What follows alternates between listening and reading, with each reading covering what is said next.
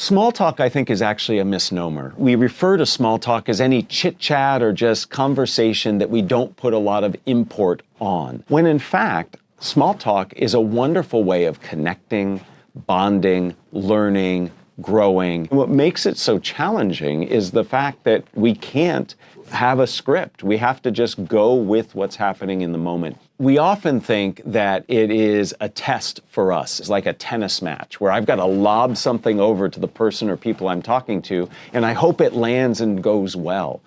I think a better way to look at small talk is like that game of hacky sack, that little beanbag where everybody's trying to keep it up all at the same time and never have it hit the ground.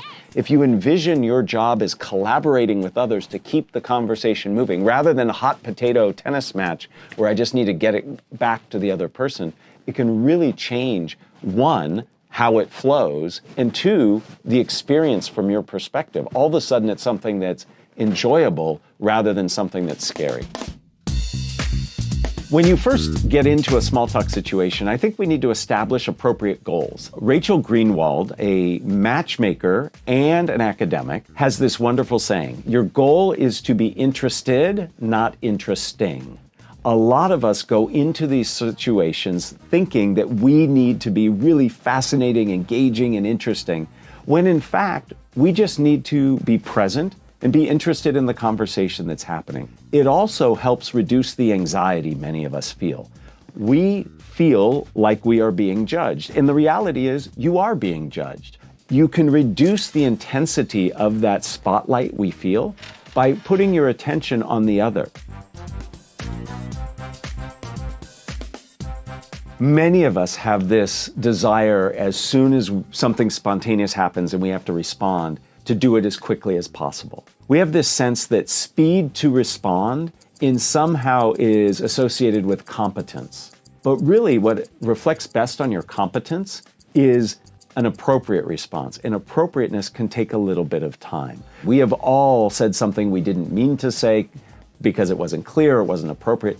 Pausing helps reduce that likelihood. So here are some things you can do to help slow yourself down. Paraphrasing is wonderful. Why? Not just because you are repeating the gist of what somebody said to make sure you're clearly going to respond to what's asked or what's needed, but paraphrasing forces you to slow down and listen more carefully. Paraphrase isn't what a 5-year-old does who parrots back what you've said. It's a distillation of what the other person said, and when you paraphrase it, you do several things. One, you validate the other person because you're saying, I heard you. You're not necessarily agreeing. Paraphrasing doesn't mean agreement, it just means this is what I heard. And it validates the content. So you validate the person, but the content, the person can say, no, what I really meant was this.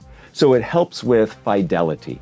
Most of us listen just enough to get the gist of what somebody's saying, and then we immediately start judging, rehearsing, and responding.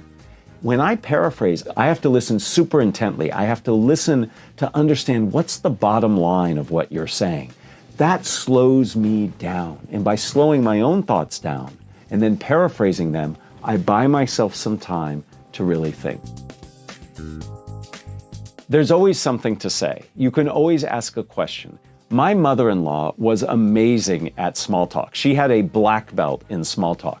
And her superpower was a simple phrase. She would pause for a moment and she would say, tell me more. If you are ever in a situation, a communication, conversation, where you don't know what to say, most of the time you could simply say, tell me more, or give me some more detail, or what did you mean about that point? And just by giving the person an opportunity to speak again, that gives you time to find what you might want to say and to connect to it. Tell me more. When you say tell me more, you have to act inquisitively. If you just say, tell me more, it's not, but if you say, tell me more, tell me more about that. Yeah. Mistakes are normal and natural in communication. We make them all the time. Spontaneous communication is about connection, not perfection. In film and TV, directors will ask their actors to have multiple takes. A take is just another shot at doing the same thing. So an actor might say something in one way, very passionately, or they might say it in another way, being more curious. Those are all different takes. So I'd like people to reframe a mistake as a missed take. What you did wasn't wrong. There might be another way to do it, and we can try it again.